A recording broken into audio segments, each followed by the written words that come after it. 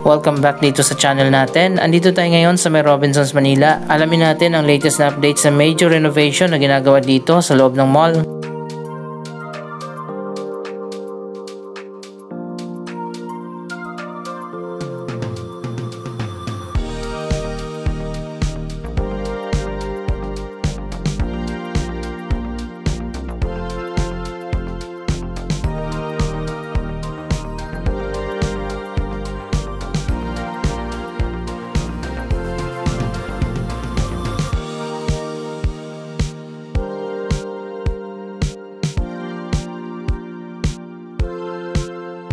Ito ang midtown ng Robinsons, Manila. May malawak na atrium dito. Sa ngayon wala pang renovation na ginagawa dito. Pero sa main mall ongoing na ang renovations.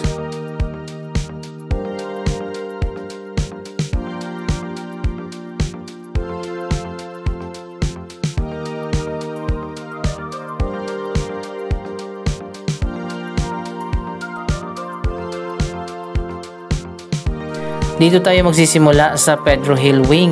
Wow, eto na pala ngayon. Ang ganda na.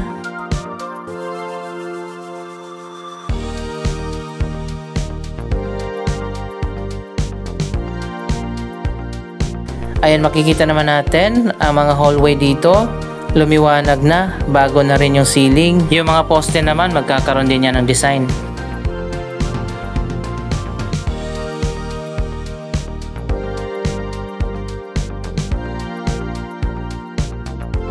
Makikita nga natin ang wood accent sa bagong interior design ng mall.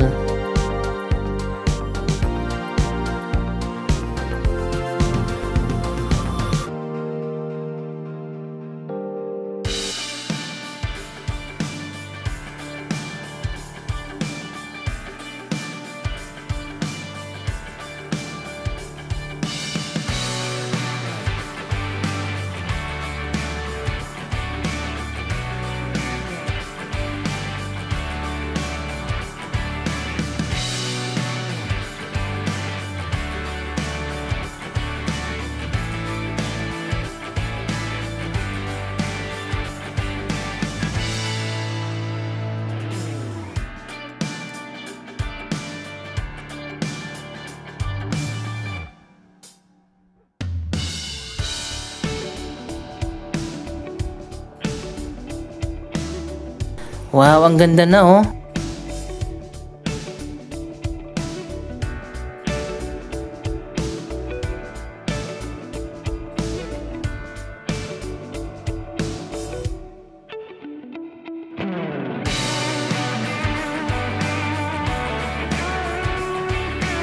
Ang gagawin pala ng Robinsons Manila ay magiging upscale mall na ito. Wow, ang ganda na rin dito.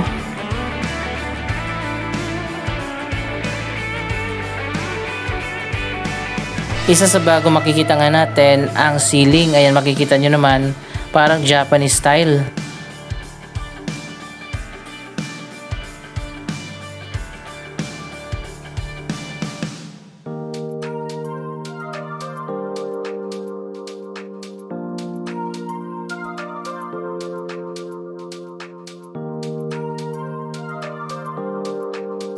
Akit tayo sa taas para makita natin ang mas malapit.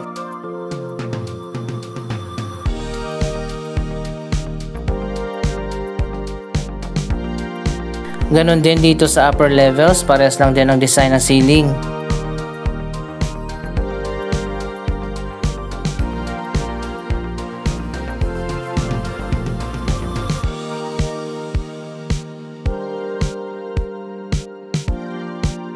Dito sa Pedro Hill Wing, mukhang tapos na ang renovation. Mabilis yung progress, samantalang nung nakaraan sinisimulan pa lang ito.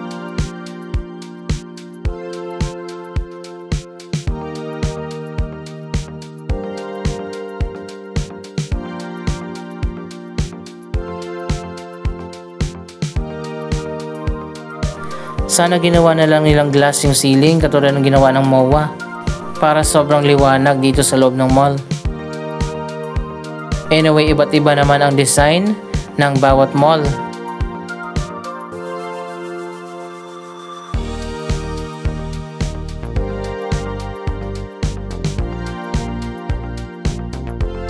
So ayun guys, parang Japanese style talaga yung ceiling dito.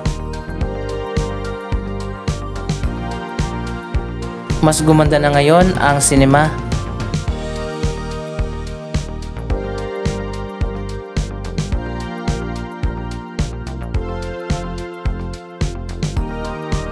Ito yung buong Pedro Hill wing.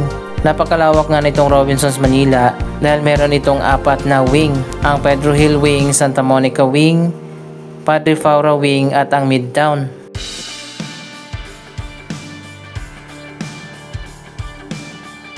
Sa nakalipas na mga taon, nagkaroon nga ng extension ang Robinsons Manila. Kaya naman nagkaroon na ng iba't ibang mga wing.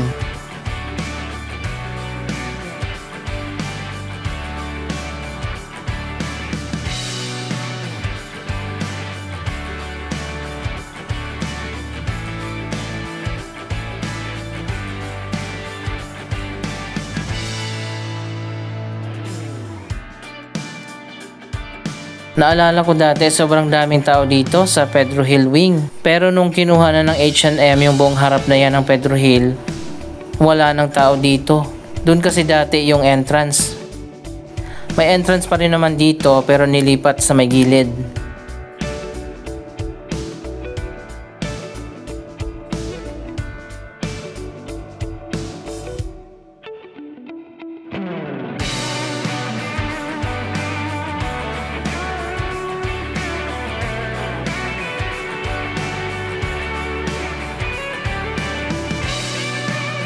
Anong masasabi nyo dito sa interior design ng Robinsons Manila?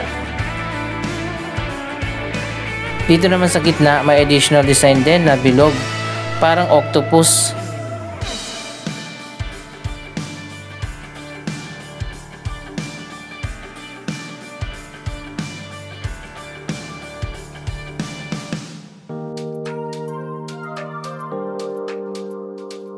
So ayan, tapos na rin pala dito.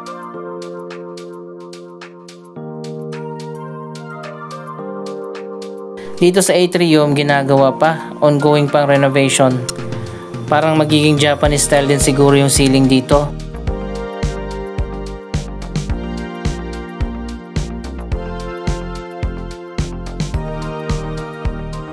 Anyway, babalik naman tayo dito para sa update. Nakakamiss yung fountain dyan sa ground floor. Napalitan na kasi ng Starbucks, dapat ilipat nila yan. Yun na nga lang ang open space dito sa atrium. At magandang feature dito sa loob ng mall, yung fountain, tinanggal pa.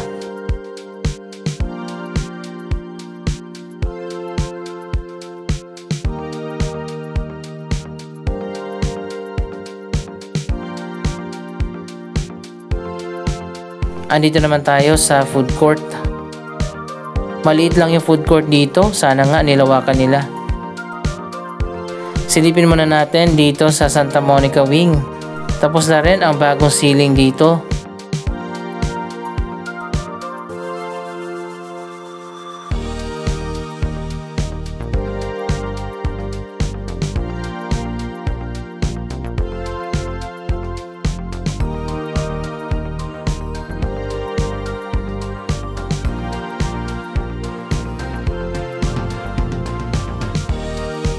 Dito na lang sa atrium, yung ceiling yung ginagawa.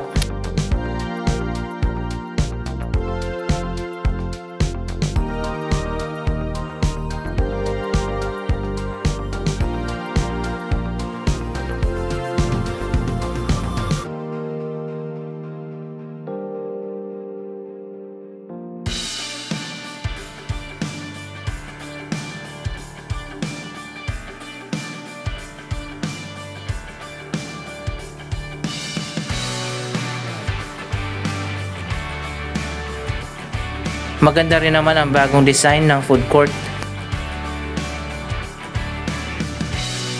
Dito rin dati sa atrium yung mga mall shows, pero ngayon nga may Starbucks na dyan sa gitna.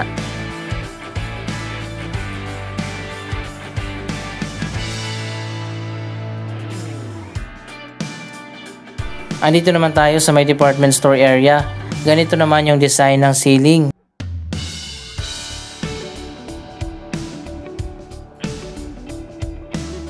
Wow, mas maganda dito. Tatatakpan nga lang dahil mayroong mga display na mga damit.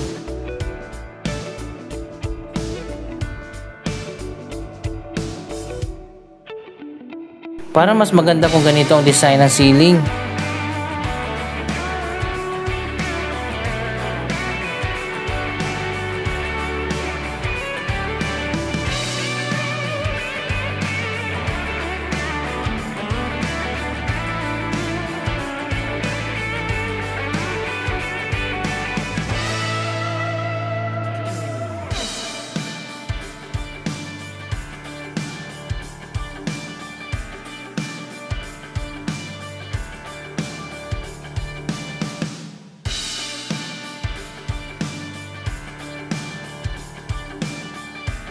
Wow, ang ganda na pala ngayon ng Robinsons Manila.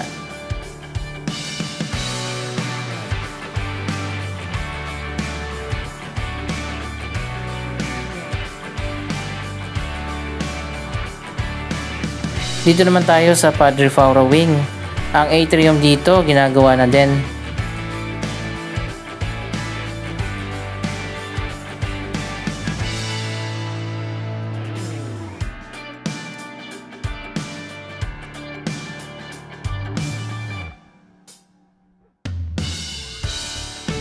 Abangan din natin ang bagong design ng atrium dito.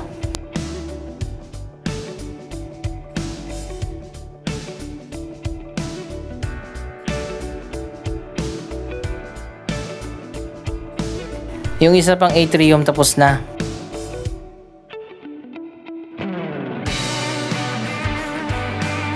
Kulang lang dito ng mga ilaw, medyo madilim. Yung mga poste pala, ganito yung magiging final design.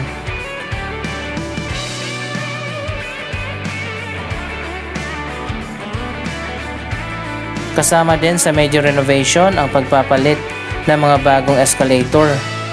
Ayan, makikita naman natin brand new yung escalator dito.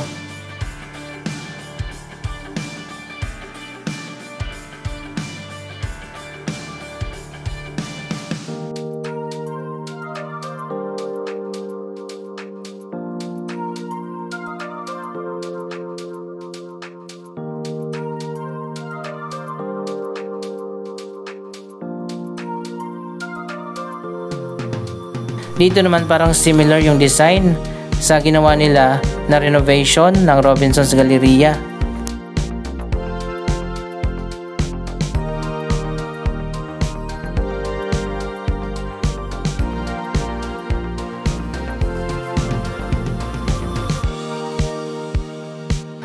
Iba talaga kapag bago yung escalator.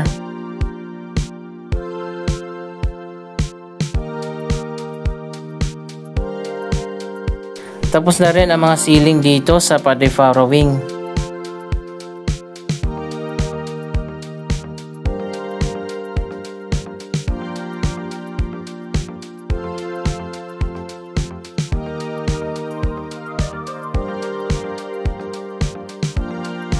Ayan, ang ganda rin dito.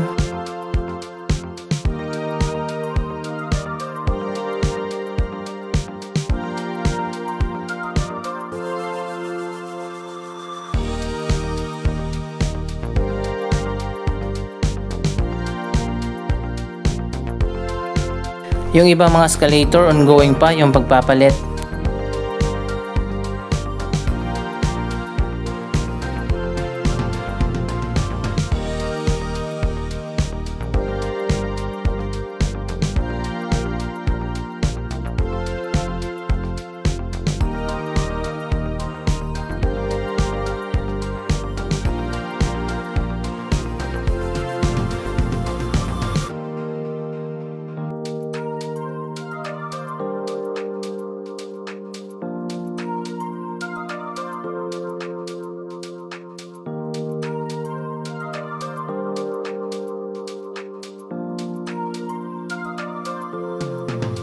Mukhang malapit na matapos ang major renovation ng Robinsons Manila.